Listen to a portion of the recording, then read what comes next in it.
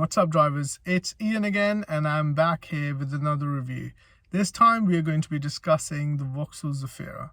Now the model that we're going to be testing is the Vauxhall Zafira 1.8 litre petrol from 2007 on the design spec. So let's go ahead and explore this rather versatile family car. Right, let's talk about the design of the Zafira. In this case, unfortunately, where we park, it does get covered in bird poo a lot. So this is unfortunate, but we can still talk about the design, I think. I actually think it's a very, very nice, well, simple, but yet I think quite a handsome design. The vehicle, as you can see, is quite high-sided and kind of gives a general look of a minivan. Pretty much is, isn't it? But to be honest, what makes it better are these lights. Now, if you've owned an Astra from this year, you'll think that this is its bigger brother, in which case it literally is. These lights are very angular, they're very nice, and even though these units are quite easy to replace, they are very, very stylish. Now the front grille is also very nice. In this case it's covered in chrome, which I enjoy, but I think other people always end up putting immersion grills on them, so if that's something you need to do, you can do it. The bodywork always looks pretty decent. It's a design model in this case, so it's actually fairly high off the ground, so it gives it pretty decent ground clearance for if you want to drive somewhere where you shouldn't have. The side profile is quite lovely. The roof rails obviously make the design look a lot better.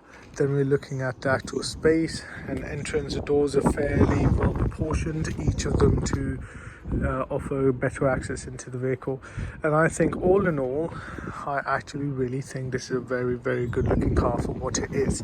You also have access to these rather nice looking side mirrors. They're decent size, so you can see very well, and obviously they are designed quite nicely as well to cut through the air. You also get this lovely little indicator light, and it's a clear lens, which makes it look rather modern. Going to the back of the vehicle. Now the back of the vehicle is also very well proportioned. As I said, it's quite chunky, and I really like these rear light clusters. They're quite big and they're quite modern looking.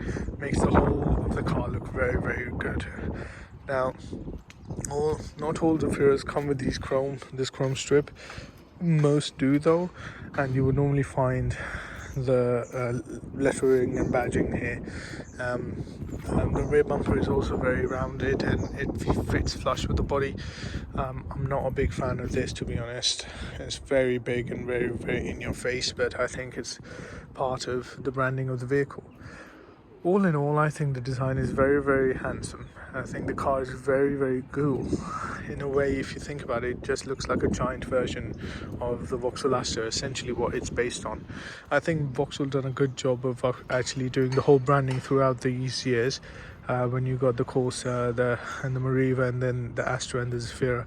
So yeah, all in all, I think if you had this on your drive, I mean, this car is pretty classless. I mean, if you were well off, you would have it. If you were, somebody who's perhaps not as well off, you would have it as well. So it's one of those cars that really do fit on all drives, and people don't really have a lot of opinion on them. They're just good at what they do, which is transport the family around and look okay doing so. Now let's start in the driver's seat, because that's where you'll be spending most of your time. Now, all Zafiras pretty much look the same. With a different spec of the vehicle you buy, you get more toys. Now, this particular model is a design model. So what do we get? Now, you can obviously get this either in petrol form or diesel form. You'll find that the 1.9 CDTI is the more popular in this particular vehicle form. The reason is because, well, it's more economical. But in my opinion, you should, in this day and age and in this economic climate, look at the petrol models, especially if you live in a controlled air zone or an ultra low emission zone like in London. Because this particular model, especially because most of the Vauxhall engines, even ones from 2003, 2002, are Euro 4 compliant, which means that they're ULEZ and CAZ compliant.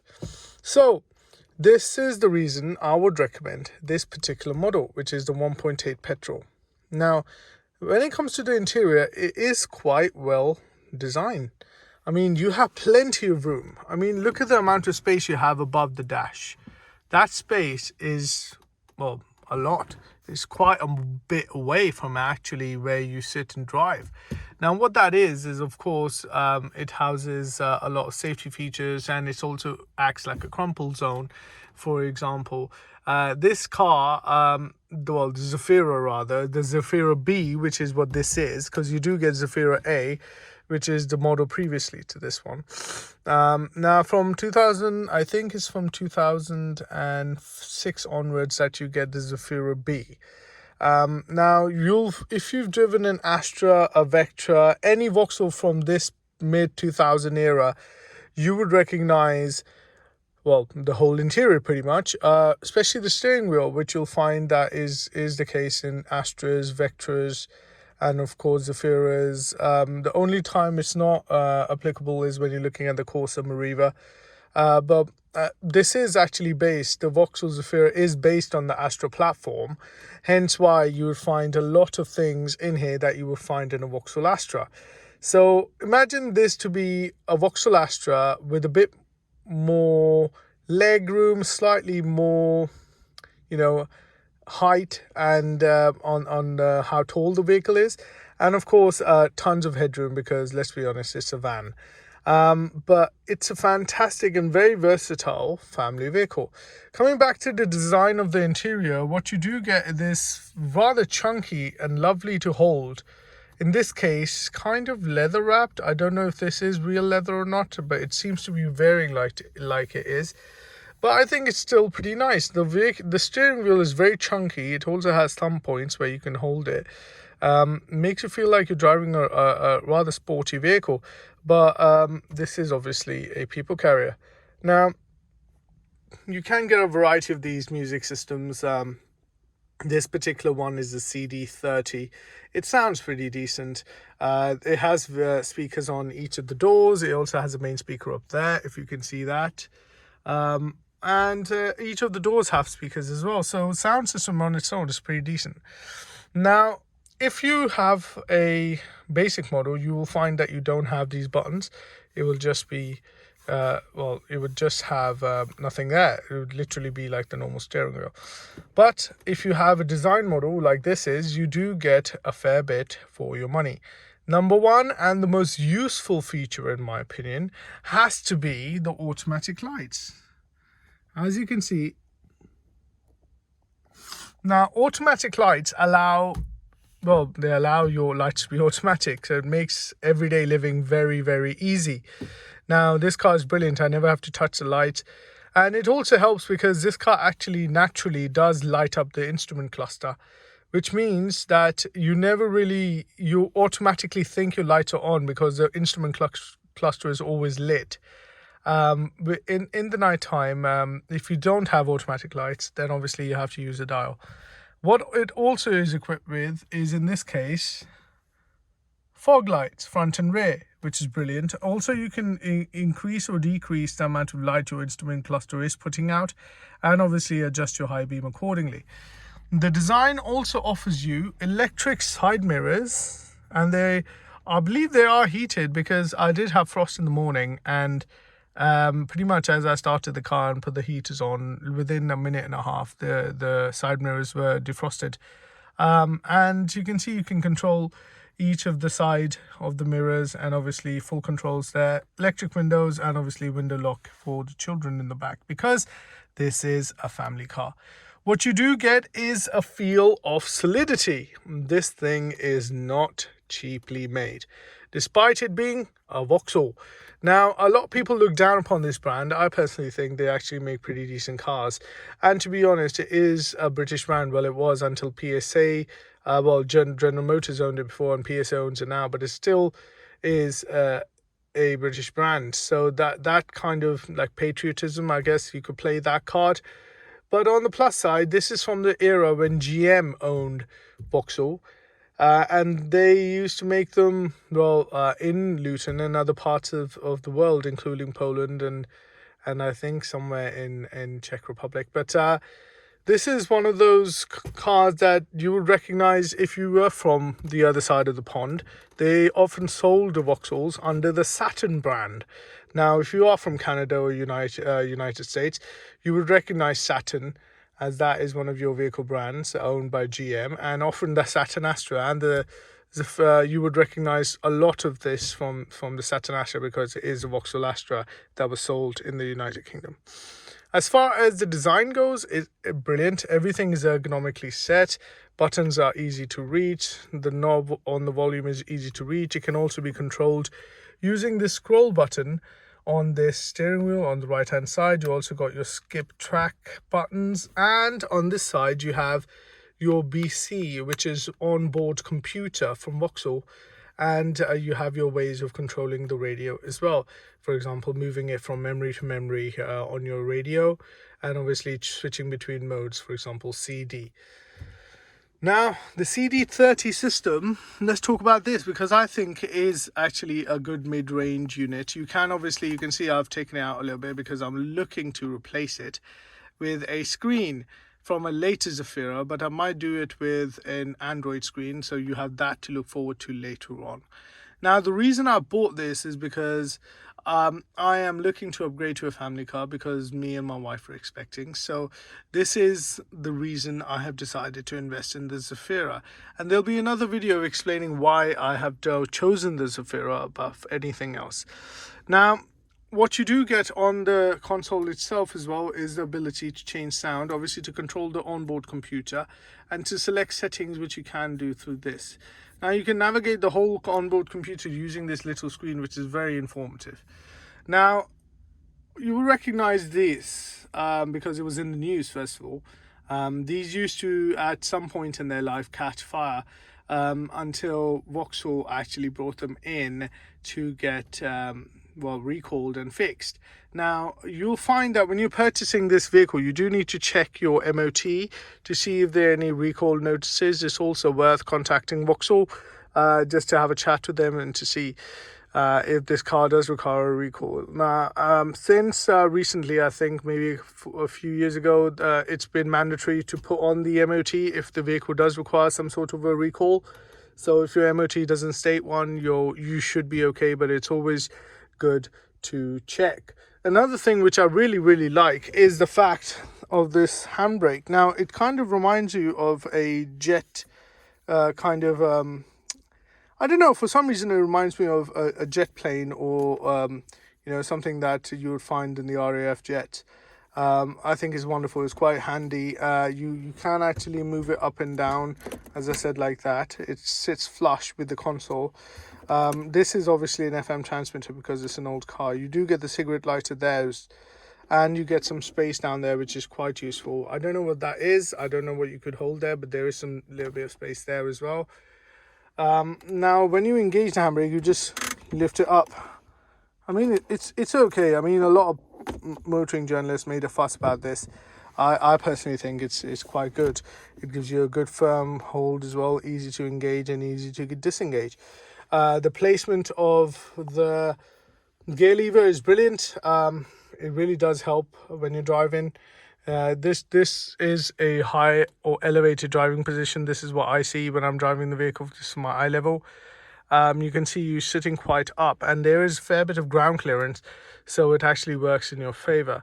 Now, as far as everything, the interior's color is concerned, it's very grey. It is lifted a little bit by the silver accents that are everywhere, even on the bit of the steering wheel, and of course on the door panel itself with the chrome handle, which I think makes it look quite nice.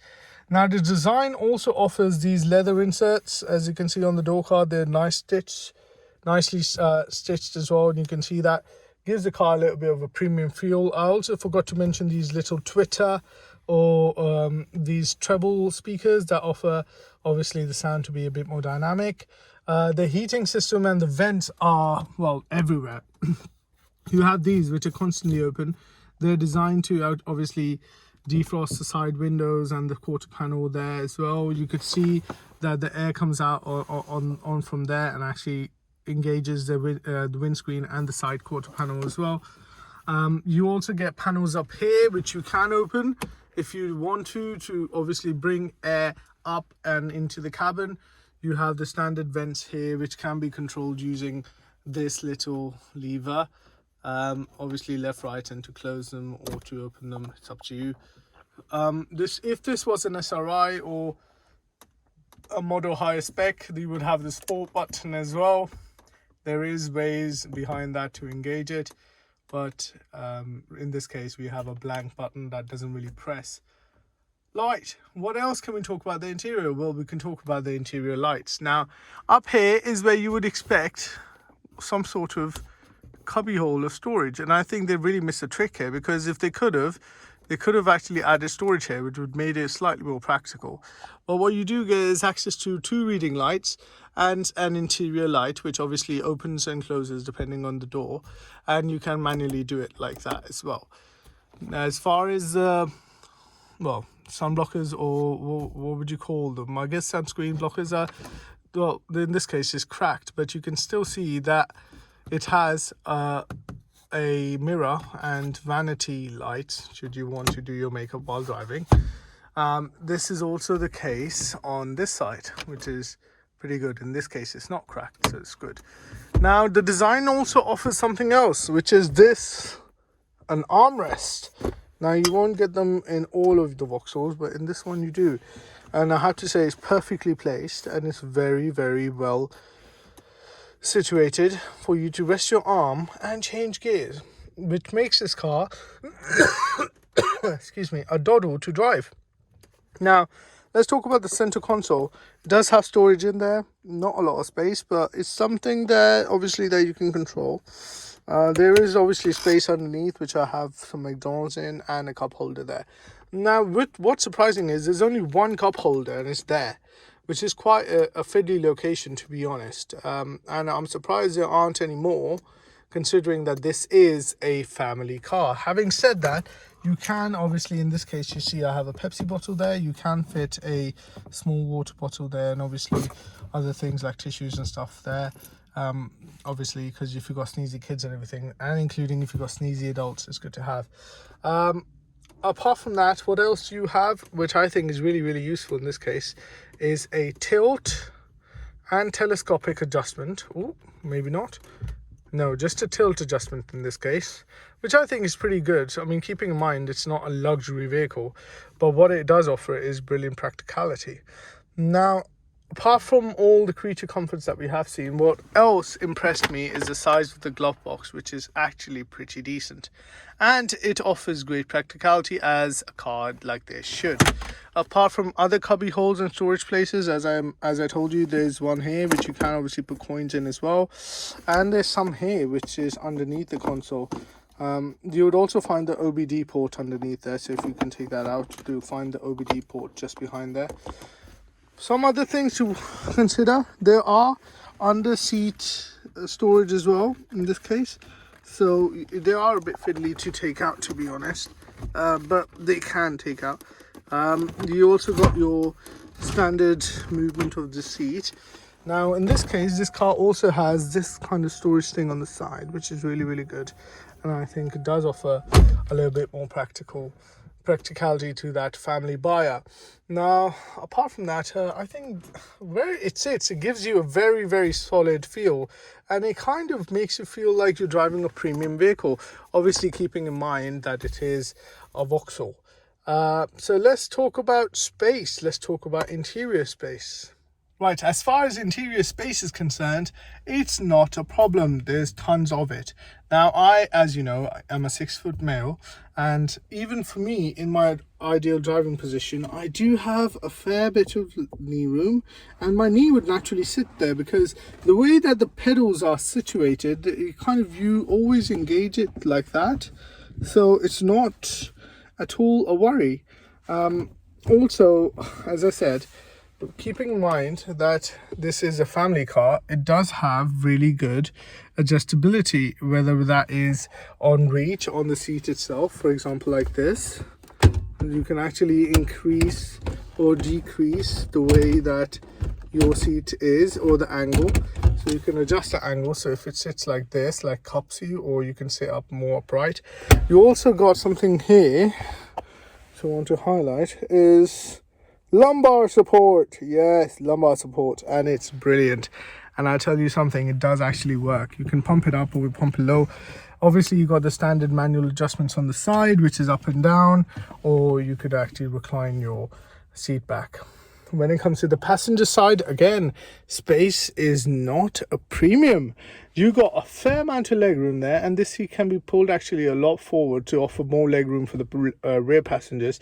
And because the way that they've designed this dash is quite flush and it doesn't actually protrude too much into the cabin area, which means that you have a fair amount of legroom. Even if you do put the seat right all the way up or up to here, you still would have enough place to place your legs. The way they've designed the cabin means that you can put your legs underneath and even stretch out should you want to. So as far as space is concerned, in the front at least, it is wonderful. One thing that is commendable is the fact that you have literally, and I mean literally, tons of headroom. Absolutely tons. You could wear a top hat in here and be completely and utterly comfortable. And one thing to keep in mind is it also gives a great feeling when you're driving the vehicle. It gives you the feeling of roominess, airiness, also allows a lot of light to enter the cabin, which is brilliant, especially over long journeys, as it doesn't tire you out. On this beautiful sunny day though, I think we should also look at the outside and of course explore the rear, because I think this is where this car shines. Now I will also be showing you how the seats work so that you can have a good idea, and I will be discussing why they're brilliant and practical as they are. So let's go and check out the back and check out the leg room and everything like that, and see if it's worth for you to invest in a Vauxhall Zafira. Now let's explore the rear seat. Now, well, being the design model, you do actually have access to half leather seats, and they're very, very comfortable. You can see the bolsters are quite soft. The fabric in the middle is quite forgiving. And the great thing is they're quite easy to wipe down. Now, as far as the legroom is concerned, you can see there's absolutely tons of it. Even so that I put a whole kind of mini crate of water down there and a little pump for the tires in case of an emergency. As of yet, it's just me and my wife mostly, so we don't really need that much space. But if I was to sit there, you will find that I have absolutely, even with the crate of water down there, I have enough room for my feet. I also have a fair amount of room for my knees, and I'm sitting in quite a reclined position. So if you can see this position I'm sitting in, it's quite reclined. It's quite comfortable. Its shoulders sit quite flush with the seat, and there's plenty of light, as I said, which makes it feel really light, airy and roomy. In the back though, there are a little bit of creature comforts, but not a lot, until you realize that this can be a four-seater as well. If you don't have a middle passenger, you can actually lower this bit, in which case it becomes like a center console with cup holders and everything, which I will show you. Even in the middle seat, I think it's very well supported. Again, the padding is phenomenal. The seat back is lovely, and the headrest is actually quite soft. So even if you're a passenger in the middle seat, I think you'll be fairly comfortable over, let's say, a 2 or 3 hour journey. One thing that I think is brilliant and definitely highlights why this car is so popular with families is that you have ventilation separately designed for the passenger. Now in this case, the car this is a bit overused, but even in this case where this vent is broken, you can order them from eBay and they're fairly cheap. But what this offers is rear ventilation, so you can actually get heat come from here, and which means that when this car is driving, it heats the cabin evenly. And that means that the people or the passenger in the rear or the kids are always warm and toasty in the winter, and obviously nice and cool in the summer when the AC is on.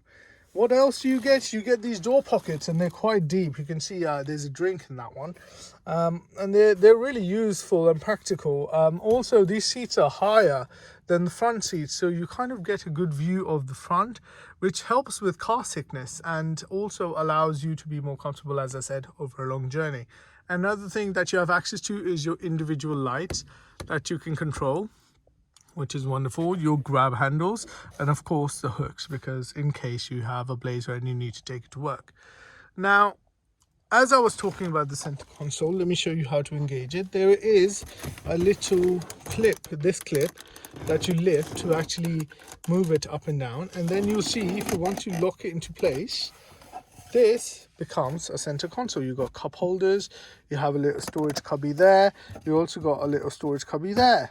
Now, normally if you had 6 passengers, you would do this because then you would allow the 2 seats in the back to come up. And now I will show you how these seats operate, but this is actually a 7-seater. So what you do get is a driver's seat, passenger seat, 3 passengers here, and then 2 additional passengers there. But realistically, I would think it's probably easier to put kids in the back, and you will see later on why I say that, because I think legroom slightly is limited. Coming back to the rear of the car, the amount of room here is really, really nice. Again, I can't complain about the headroom. It's phenomenal. It's even higher than the front. So you could, again, sit here with a top hat on and it would be perfectly comfortable. Now, being a family car, you really do have to appreciate what Vauxhall have done here. They have taken an Astra platform, which is quite well recognized. They have then turned it into a brilliant MPV. Now, the original Zafira offered the same kind of, obviously, concept as the Astra. It was built on the Astra platform as well, but offered versatility of the 7 seats, and it was really, really popular within the British market. Same with the Zafira B. These have sold in numbers. So you have a wide variety of choice. You can literally choose between petrol and diesel models, and you can even choose between LPG models in some cases. So Vauxhall always done a dual fuel model, so you can always go for that one as well if you are into biofuel and obviously using LPG rather than petrol for the vehicle. These units are very reliable, they're fairly strong, and even a mechanic or a carbo mechanic will be able to fix these things because there are literally tons of them around. You can also head to your local scrapyard or your local vehicle breakers, who will be able to source you most of the parts in here, let's be honest. And the great thing is this car's life has come from 2006 all the way to 2014, which means if you buy an old one like this, you could also retrofit the new parts on quite easily. And Vauxhall have been very, very successful in this market and have created a vehicle that I think offers an average family a lot of bang for their buck. Now let's go and explore the rear 2 seats. In the normal mode, this is a 5-seater. Obviously, when you need to access the rear seats, you would need to, well, deploy them. And the way to do that is actually you would need to move this bench forward. Now the whole bench actually moves forward using this lever. Once you engage this lever, and it's kind of difficult doing with one hand, but once you do, all you do is engage it and then use that to move the whole bench forward like so. And now you find that you move the bench forward. You can see the seat there now. It's in the back. So I'm just going to move this piece of cloth there, which we've been using to kind of cover the seats because we'll be putting cargo in the back. And I'm going to show you how to engage the seats now. Right, so to deploy the rear seats, you actually need to open the boot and to use that lever, as I said, to push the bench all the way in the front. And then you'll see you have quite a lot of space. You could actually turn this into something called van mode, which I will show later on as well. But to deploy the seats, you literally push the bench forward and then you have these grab handles on the seat itself. All you do then is just pull them out as such. You will always, this mechanism then lifts it up and then places it in place like that. And that's how you lock it in. And that's your 6th seat. Now, obviously, you could do the same with the 7th, and then you have a fair bit of room. Now, coming back to how you access the rear seats, you actually do, again, pull the bench forward, and you can use this lever to move the seat forward like that. And then you'll find that you have ample access to go into the back. Now, one thing to keep in mind is that once this bench is back where it needs to be to allow sufficient access to the middle row passengers, you'll find that this vehicle in the back does not have a lot of room for the people who are going to be sitting in these seats. That's why it's recommended, at least by me, that these seats are used for emergency onlys, or for people like infants, for example, not infants obviously, children, small children, or people who can obviously sit comfortably and accommodate themselves within that space. Now you'll be thinking, I can see seat belts but I can't see where I put them. That's because they're kind of hidden in this little compartment.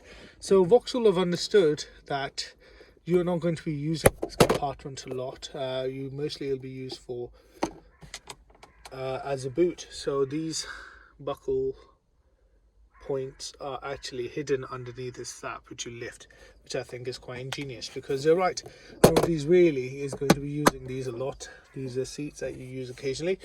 One thing to note is that you do get a fair amount of storage. This little unit is a storage unit, and you also get your own little 12 volt socket, which you can use for obviously hoovering and everything like that, which I think is quite useful in a family car. These do rust, unfortunately, the longer you have them. This one hasn't been taken care of that well. I will be over the time I've owned it, have this all cleaned out, and of course this rust proofed to stop it from aging any further. Now again, the rear passengers don't get really a lot of stuff. They do get their own cup holders, and they do also get some interior lighting similar to the front. I think it is rather useful in the 6-seat format because you've still got enough boot space. With the 7 seats up, you only get that amount of boot space, which is not a lot, but still sufficient to get enough your weekly shopping done. So yeah, that's how, this is what the Zafira is like. This is why it's so famous. Essentially, you know, all of the seats and everything like that are very, very practical. One thing I think is also useful, if you do turn it into van mode, you can actually put these seat belts in these holders like that, so they stay out of the way. Let me show you how to turn it into a van. So this seat bench, again, just need to move it back, and you can do that by disengaging it and then pushing the seat bench forward.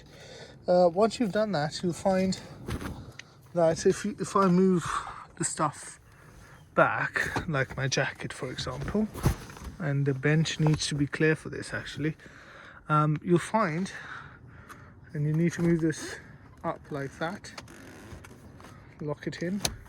Same with this, and using this lever here, you push it forward so it's in line like that. Same with the other side. For all intents and purposes, let me just do these two because I can't reach all the way there. Then you can actually push this lever down and lift this bench up so it would be similar to this. So let me push it down, and then you'll see after you pushed it down you have access to lift the bench up, then locks into place. You then push this down again to move the bench all the way forward like that. So it sits like that, and now this is, once the seats are down, this turns into a van. So this is a van mode. You can also turn it into something what I think is quite comical, but in the same way, something called limo mode, and that's the reason I've left that seat up. Now you'll find if once you turn this into van mode, now if you sit in that seat you have ample leg room, so that's why you could actually put this seat in this form, put this bench in this form, and put those rear 2 seats up, and then the people sitting in the rear 2 seats have ample leg room, hence why it then turns into limo mode. So yeah, as far as practicality and versatility is concerned, Zafira gets the top marks. Right, so you find me behind the wheel of the Vauxhall Zafira. Now this Zafira is actually quite a surprise to me. I was expecting it to be a dull drive, but it isn't. It actually drives really quite well. The vehicle's chassis is really nice and neutral. Allows the car not to pitch and roll as much when you're taking corners. The car itself is obviously based on the Astra. Now all the Astras from the Astra G have actually seen some sort of suspension treatment on the hands of Lotus. So I'm not surprised that they've managed to obviously replicate that in this Zafira. Now, the Astra from the same year would actually handle quite well. Hence why they were so popular among family men. The Zafira, actually, for its size and the type of vehicle it is, it handles really, really well. I think the only other car in its kind of category of vehicle that would match its ability to drive as good would probably be the Mazda 8. The other that comes close to this when it comes to handling is probably the Ford Galaxy, but then you'll be looking at the 2.4 because it had better suspension. Now, keeping in mind the fuel economy on the 2.4 gear Ford Galaxy would be quite heavy, and this 1.8 unit is actually fairly economical for what it is. I think this makes sense as the better option. Coming back to the handling, the steering wheel is quite chunky, as I said, so it makes you think that you're driving something a lot more sporty than other vehicles. And it obviously does a really good job of hiding its weight. Another thing that quite impressed me is visibility. The visibility around the Zafira is pretty good. The only complaint I have is regarding the A-pillar, which I think is on the chunky side. They have given you a quarter panel, a quarter window there, but I think reality is that if you're going around a corner that's blind, for example, you would need to move your neck towards the middle of the car to kind of see around. This also affects obviously parking and navigating tight spaces, but I think you will get used to that eventually. Another thing that I think is quite lovely about the Zafira, as I highlighted before, is the gear lever and where it's situated. The unit itself is a 5-speed gearbox in this case. Now what that means is this unit is, well, as any other Vauxhall unit, it's a bit notchy, but goes into gear well, is fairly precise, and due to its position is quite comfortable. When it comes to motorway driving, the petrol engines really do show their Achilles heel, unfortunately, and that is the fact that they groan. You can probably hear this one. I'm doing 60 miles an hour and this car is revving at 3,000 revolutions, which is quite noisy if you think about it. It takes that little bit of refinement out of the vehicle. Now the equivalent diesel would only be revving at about 2.5, which makes it a better option if long miles is on your agenda. The Zafira on the motorway rides, well, like a yacht actually. It's really floaty. It's quite comfortable. The seat obviously is comfortable, but the suspension copes with bumps quite well.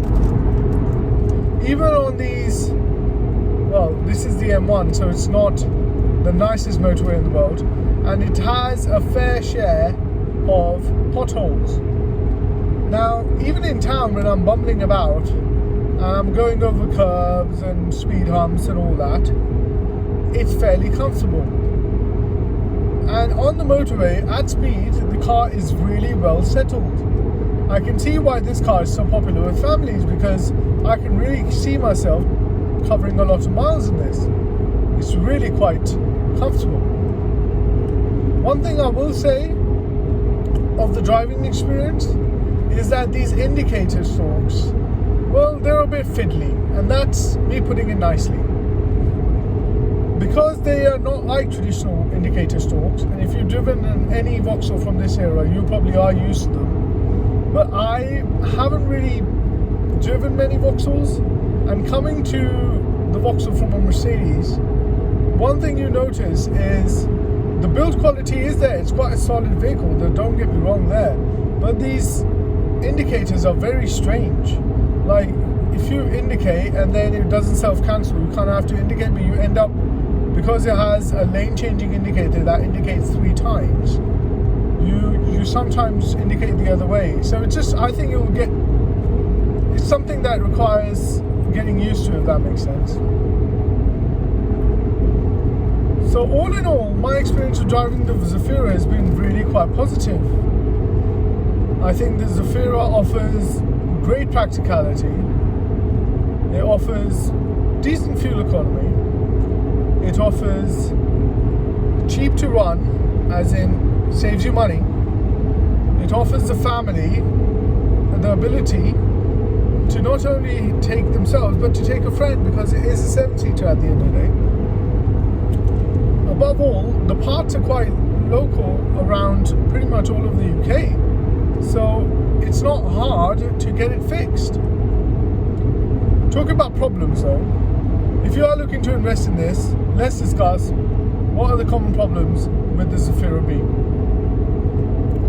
Unfortunately, number one problem in this car is oil leaks. Yes, you're thinking, oh no, but don't panic. The oil leaks normally come from the rocker cover, and the rocker cover gasket is fairly easy to replace.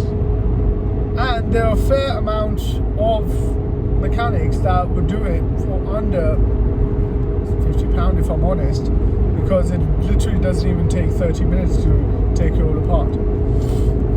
These Zafira engines, especially the petrol ones, also suffer from something called, wait for it, coil packs.